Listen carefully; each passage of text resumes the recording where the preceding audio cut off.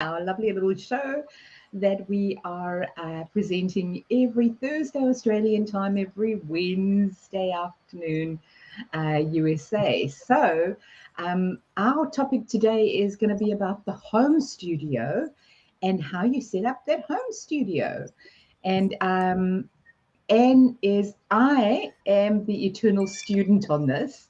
So I am learning and learning and learning, and I have learned so much from Anne because for those of you that don't know and you haven't joined us before, Anne is actually been doing studio setups and interviews and helping people for years. So she knows her stuff, and she helped me set up my studio officially properly. So, Anne, how are you today? And are you excited about the session? Yes, Juanita. Hi, so good to be with you again. I so look forward to our times together. Yeah, I'm excited. It feels so good when we look professional, when we look powerful, when we feel confident and competent on camera. It comes across. And I will tell you that one of the major challenges, the common challenges, I should say, a lot of people are like, "Oh, I'm not really a techie. I don't know how to use technology." It always comes up. Oh, yeah. And yeah, and it's a lot simpler. As you know, you experienced this, didn't you? Oh, yes. Oh, yes. So just for everybody out there, because of course when you're doing TikToks or you're doing like Zoom lives and things like that, it's a little bit different, and your audience is different, and the camera phone is really great, for the platform like TikTok because all you're seeing is the actual phone. It doesn't go anywhere else. But if you're doing live interviews and things like that, you really do have to step up your game. Definitely, even just that one step better every single time. And I loved Anne when you went, no, Juanita, we've got to get this right. Your lighting is not good. Your, and that was awesome. So I'm gonna leave it in your capable hands, and I might ask questions along the way as well, for the audience. And if you are here in the audience, please give us a shout, say hello in the comments, tell us where you're from. And if you watch the replay, do hashtag replay and ask your comments. So, Anne, over to you. Over to me. Okay, we got this. So here's the thing: as Juanita was just sharing with you, we focused on the lighting for her, and lights are such an important part. I'm going to share with you how to maybe use what you already have. You'll be surprised. And if at the beginning you saw a flash coming on with some equipment, yeah, that's what I'm going to be sharing with you. It's not really that complicated. And I mean, for just a couple of $100, you can have your home studio, professional looking studio. And a lot of times when people see me, the way I show up, and actually I can easily change my background. So, okay, voila, now I am at home, real right, in my office, or this could be my den, my living room, depending on who we are, what we're teaching, we can have an appropriate backdrop. Well, the good thing about this is that Zoom is making it easy for all of us to have the virtual backdrops. Oh, yeah. That's the good news. Yeah, that's the good news. Well, the bad news is most people that you see on Zoom, they have their head, kind of disappearing. Their hands are, uh, disappearing. And that's actually an easy fix. So those of you who are watching, stick around because I'm going to tell you how to fix that. It's just knowing what to do. There are a couple of things you have to consider. But before we, go ahead and move on, I will tell you that a big part of it is the lighting, as Juanita was talking about. And lighting makes the biggest difference. And just watch this, right? Here. I am going to, yeah. A lot of people, when they come on, they don't have lights on, and we see them. They're in the Oh, dark, and yeah, one side of the face is lit, the other side is not because they have the window open on one side. Or sometimes we may see them, they're like overexposed, right? That means they have too much light. Maybe they have the window open in front of them. And so the whole thing is for us to be able to manage it so we look as natural as possible. And so what I just did, I literally have my light um, attached to a dimmer that you can buy in any hardware store. So instead of plugging your lights into the wall socket, you plug your lights into the dimmer, and then you increase or decrease the light. Yeah, okay. Now, before you go on that end, there's a caveat to that. You can buy those in America and maybe in some parts of Australia. I don't know, but in Australia, I struggled to actually get the dimmer. I struggled to get the light with the dimmer because you said to me, when you said you've got to get this light with the dimmer. So, for those of you that are in Australia and New Zealand, get yourself the ring lights because the ring lights have also got the dimmers on them. And they're very, very reasonably priced, like very reasonably priced. So I bought the I'll show you, and my light is going to go crazy, but I bought the little unicorn light, I love it. and you can see how the shadow is being cast there as my light is moving. But that was $12 for that. So really inexpensive. You don't have to spend a fortune to get what you want. And for me, and Anne told me to do this. So for me, I've got the two lights on the side, and I've got a big ring light in front of me that's up and shining down, and that gets rid of the fuzzies. Perfect. See, that's it. So that was my next thing. So you don't have to have many lights in front of you. Set up a big studio because there are easier ways, and the ring lights would be the easy way to go. Except what happens, most people buy just one and they put it in front of them. And here's what happens when the light is directly in front of you and it's bright because you have to have it brighter. Shall I demonstrate? Sure, how wonderful is that? Yeah. Yeah, there you go. There you go. It does not work as well, and also it flattens your face, right? Your features, and exaggerates the nose because it's in the front and the light. So thank you, Juanita, the amazing assistant demonstrator. Thank you. Yeah, but see that's a perfect example of what happens if you have the light just in front of you and you're overexposed, as they say, when there's too much light and like the nose, the forehead, and such, right? And so that's why having two lights, one on either side, is perfect. You may need a third one depending on where you are, but at the very least, you should have two of them at about 45-degree angle in front of you. Now, the other thing that happens too is, especially if you're going to be on camera for an hour, 2 hours, 3 hours, then the light is directly in front of you. It's really hard on the eyes. But if you have two lights apart, the lights are dimmer because you don't need as much, coming from a single light, or you need more coming from a single light and not as much from two lights, so you have sufficient amount of light. But they're not directly in front of you. They're bit on the sides, and so what happens is that your eyes are actually um, not being as strained. So it's good for you health wise, it's good for you beauty wise, it's just good for you. So get those two lights, and they're very inexpensive. And so and you don't have to have the unicorn, but I do love the unicorn touch there, Juanita. I love Well, to be fair, and it was the only ones that were left on the shelves.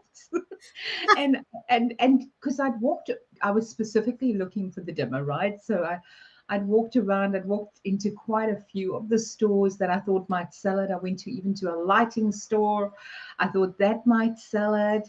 And I just had no luck with it. And I went, oh, I really have to get this right. And then I went back and I went to Kmart for this, for those of you that are in Australia or New Zealand. I went to a store called Kmart, and they sold it there.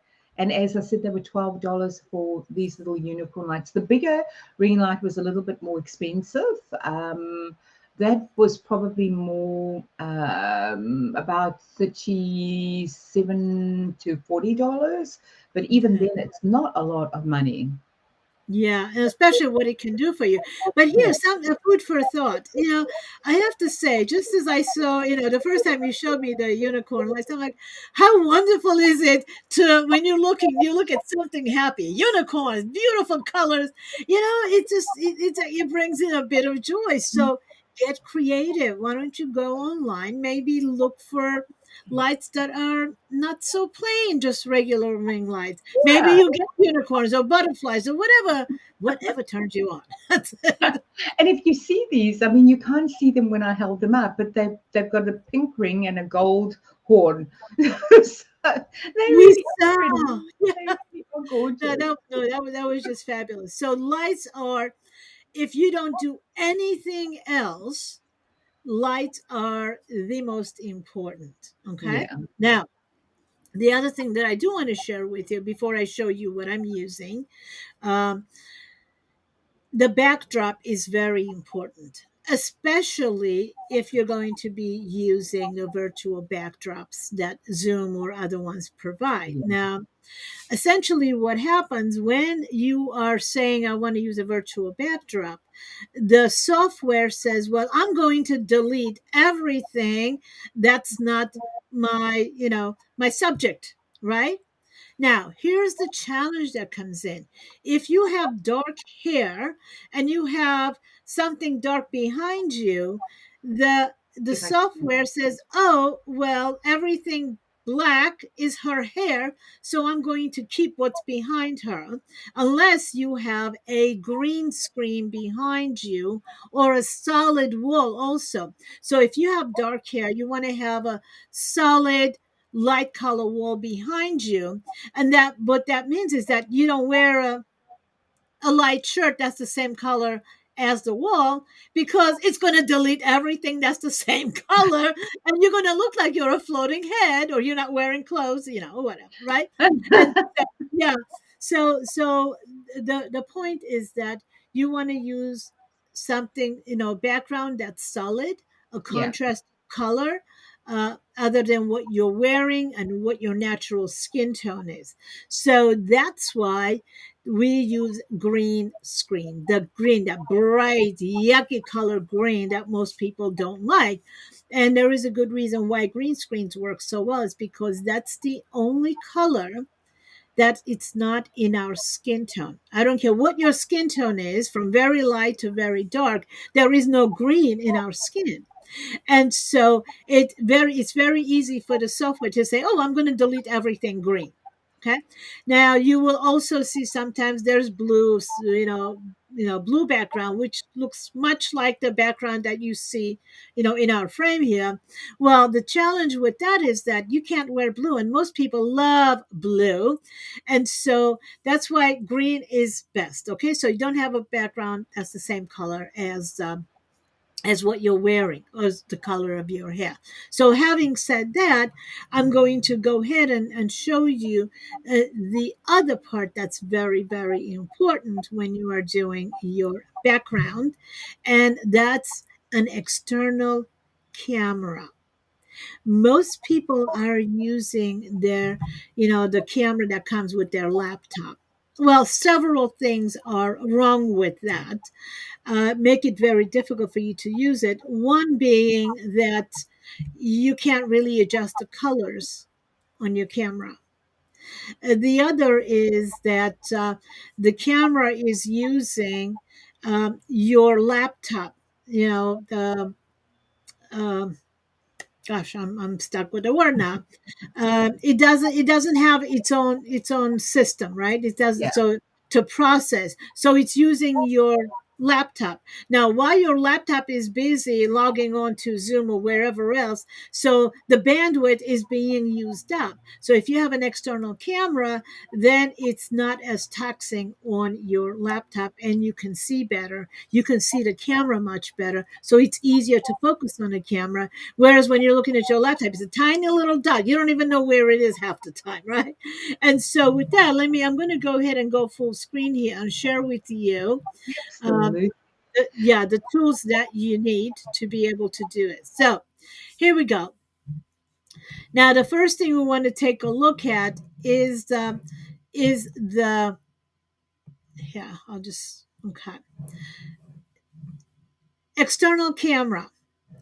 It's the this happens to be a Logitech webcam. Logitech is the one that's, I think is the best, but there are many different ones like external cameras. The thing you want to see is that it's actually sitting on, you can put it on top of your laptop.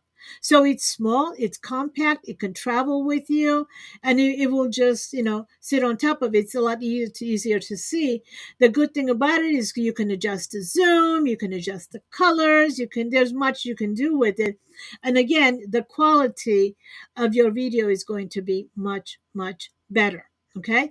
And Logitech webcams are usually, if you spend $100, $200, you'll get a good deal. I mean, obviously they are much more expensive, but for just doing live streaming, you don't really need the super expensive. You don't need to spend $1,000 on a camera because it's just overkill, right? So anything between 100 and 200, the just do some research. Basically, the C920 is very common. That's the Logitech, one of the cameras, the model. But it doesn't have to be Logitech. There are some others that are comparable. Just know that you don't have to spend a whole lot of money. So the other thing, the two ring lights, and again, we just explained it. You get two of them, one on either side, and they do have the dimmer, and so that means that you're going to be able to adjust the color. And another thing you may want to invest in is the green screen, right? So this is like the pop-up kind, but you can also easily buy green fabric online for maybe $20 or so, and you can drape it behind you. If you have one of those divider screens, you can drape it on that, or you can easily drape it, open up your closet door and drape it on that if you want to, and then close the door so the green screen doesn't show when you're done with it, depending on how your setup is. Or you can use curtain rods and just drape it over the curtain rod. So there are many ways to actually use the green screen. The pop-up, it works beautifully, but sometimes depending on where you're sitting, it may not be big enough. And so again, if you have the green screen, your background is going to be a lot easier and not disappearing. At least parts of you will not be disappearing. And that's kind of what you're seeing. And I am using different software. I'm not using just a background, on Zoom. But there's a lot you can do, and that's how I'm actually doing full screen, just this and that. That we can maybe do another training on that. But today we just wanted to kind of say, here are the three things that you need to be able to show up looking powerful, confident, professional, and your choice of backdrops. So there you go. Over Okay. on to you, Juanita. A few things. So Nobby's in the watching us. So lovely to see you, Nobby. And he said here Logitech 920 or Brio. I hope I'm saying that right, Brio. Brio. Is that or is that a question? Because from Oh my no, side, that's his recommendation. It looks to me, yeah. Here's the thing: there are many different cameras out there, and nowadays technology is so advanced that we have many choices. And the reason that I actually recommend Logitech is because everybody is always actually, Most people have used Logitech, and everybody's familiar with the name, so it's not that difficult. It just, it builds confidence, if you will. And they're always up; they're always on the latest, so you can't go wrong. But again, nowadays, because of technology being what it is, there are so many options. Just do a search online for webcam, and you'll see so many different versions of it. Like I actually use one that sits on a desktop, right? Because Yeah. it's a lot easier for me. I like to have the camera in front of the monitor because then I can actually put the subject I'm speaking with. I can, like Juanita, for example, your face is directly next to the camera. So I'm talking to you while I'm looking at the camera. So there are some tips and tricks that you can use that to make it easier for yourself, but you do have many choices. But just get started with the foundational pieces, the external webcam, your two ring lights if you want to keep it simple, and have a solid backdrop or a green screen, and you will look fabulous with those virtual backdrops that everybody offers you nowadays. Okay, I'm going to share a few little things from my perspective, and this is my learning journey. So hopefully it helps everybody else. What Anne has said is absolutely phenomenally amazing. The first thing with a green screen, certainly if you go to any material store, you should be able to find green material. But if you are buying material to put behind you, as Anne suggested, as opposed to buying, the green screen um, backdrops, they normally are round or square. But what I have found is you've got to position yourself in a very, very specific position. Otherwise, you'll end up having pieces of that screen or the room behind showing outside of it. So having one wall with a really long piece of material is great. The big mistake I made, my very first mistake, is I went looking and they didn't have the right green. And I thought, well, we don't have green, so any green should do. And I'll try and get one as near as damn it to the green that you should be using for a green screen. And I ended up getting a darker green and it didn't work. No matter what I did for adjusting camera, no matter what I did for lighting, I just did, it did not work. It kept, no matter what I was doing, it kept giving fuzzies. And, eventually it was a frustration because I thought it was the camera, I thought it was the lights. And we found out it was the actual color of the green screen. So make sure that you get the right color green screen. That's the most important thing. Yeah, Um, I'm so glad. Oh, sorry. I'm so glad you brought that up. Recommendation: buy your green screen online. It may take a few days to get there, but you'll see green screen and it's just the right shade. So, Juanita, I'm so glad you brought that up. Don't just yeah. go to your fabric store and buy any green. Yeah, buy the green that's going to what is designed for it. So, yes. Yes, it definitely. And it's just a share because I mean I think if we if we share our mistakes, then people don't make them again, which is really cool. And then the other thing, Anne, you did say put it behind you, put a whole wall. I've got the whole wall behind me from right to the end. So I've got about a 2 meter piece of green screen running right across. So it doesn't matter how I move, I'll be fine. But what Yeah. I used and what really worked well, instead of getting the rods and putting a rod up, because I did that initially, and what was I was trying to do a whole curtain drop for the wall, and what was happening with the rod is the screen would then have pleats in it, and the Mm, pleats then created issues.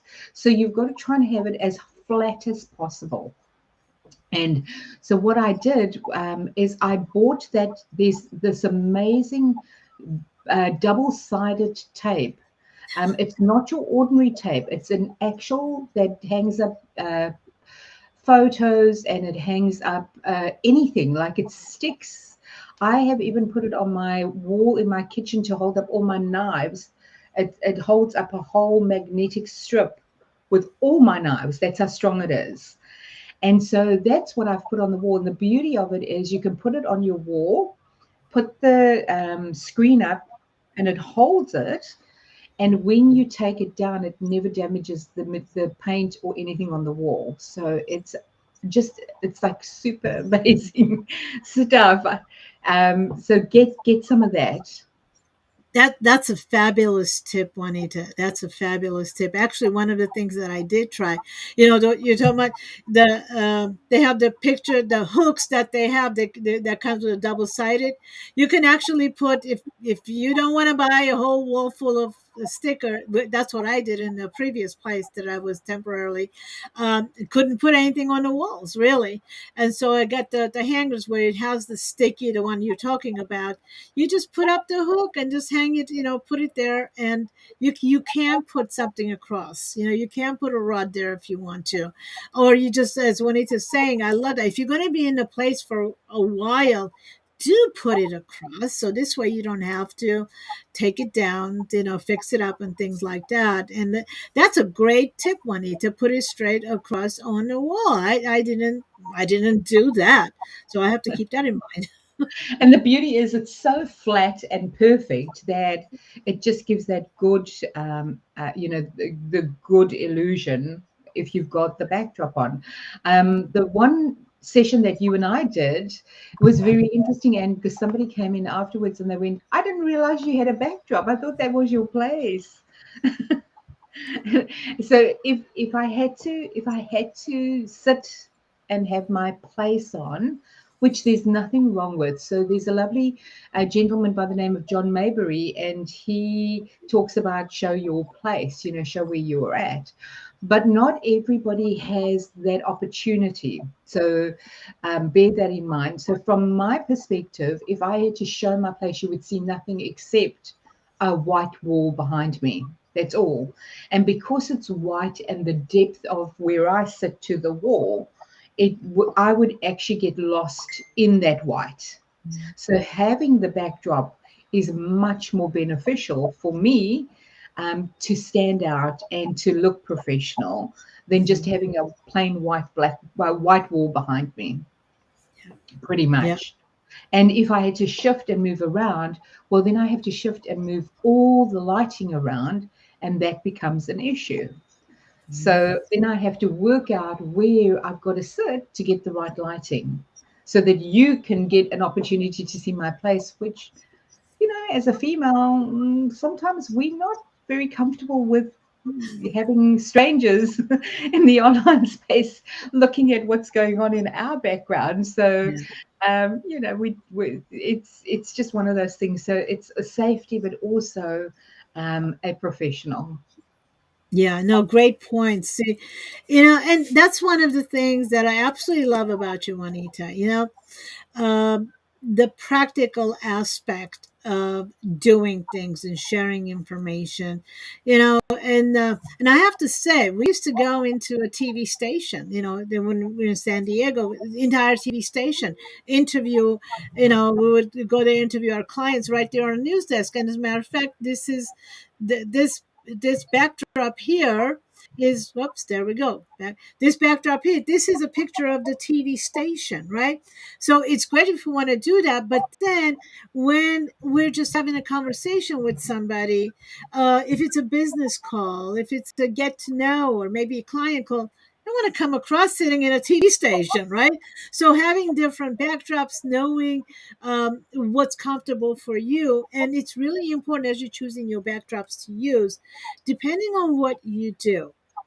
So, for example, the backdrop that Juanita is using, she's she's a business trainer, business coach. She needs to look professional, but it also looks very homey, upscale, homey, a professional office. So that has a lot to do with it. Or if I'm, let's say, working with somebody, let's say a coach, a life coach who may be working with mothers of troubled teens, right?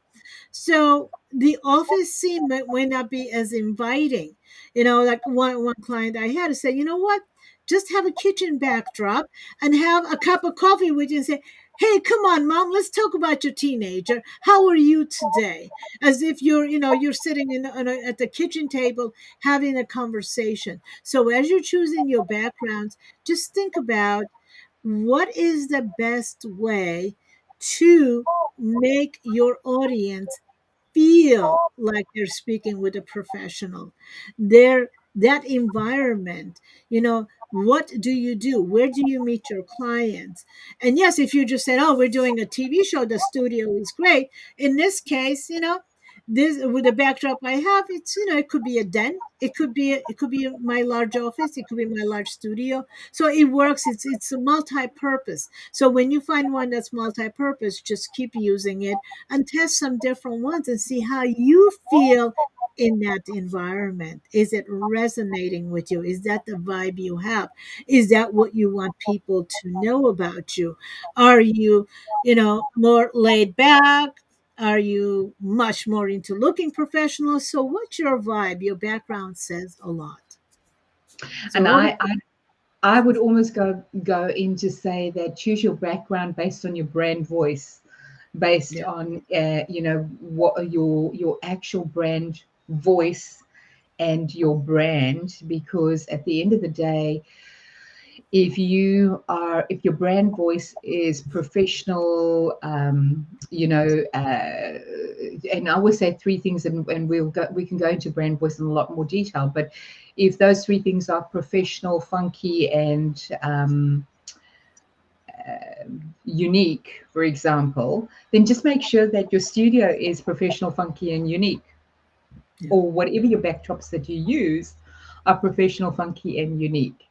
And so that Well, pulls through in your whole personality. I see another training coming up on professional, funky, and unique. Who are you? What's your voice? So, yep, I'm excited for that one because, it's all about learning from each other. And Yeah. Juanita is the person who's mentoring me on how to show up on social media. I will tell on myself. I have been hesitant to really invest a whole lot of time doing regular things because I'm like, well, I'm in a background. I train people, and well, nowadays everybody has to be on. And so what I'm learning from Juanita is how do I show up in a way that's comfortable for me? You know, there are people who are doing reels like 4 or 5 times a day. That's not me. I don't have the desire nor the time to do it, quite frankly. So how do we do all that? And so between the brand voice and how do we show up on social media, that's we all need to pay attention to that. And of course, showing up on camera in a way that's natural to us is really, really important as well. So, Juanita, I do believe we've shared quite a bit today. So, We have, that we have. was, And I think we need to close it off. But if anybody wants to go to access2experts.com, there's a few training sessions that you have on there, and that people can access that are free. Certainly, the right now on there you've got Master Your Story. You've got influencer on LinkedIn, which is me and you, and you've got yes. lights, camera, and action. And for those of you that are really wanting to learn any of those, sorry, lights, camera, interview. For those of you that are really wanting to learn any of those, just go over to Anne's website, Access to Experts, and you can access any of them right now and go and Yeah. learn. And we've got some live training coming up as well. And we'll definitely give you all the details. But first, get yourself into some of this other training. Yeah, well, the one that's coming up, we should tell them it's marketing your online program because one of the things that I do teach how to turn your expertise into your online program. And of course, the online program by itself is no good. You need to be able to market it. And so this is where Juanita and I got together. So watch, the next upcoming next week or so, depending on what the schedule is, just be on the lookout on marketing your online program. So we're Yeah. excited to be doing that. Excellent. And with that said, we're going to close the session. Thank you so much for being here. Thank you for supporting us. If you're coming on the replay, please don't forget to put hashtag replay and let us know that you've been here. Bye bye, everyone.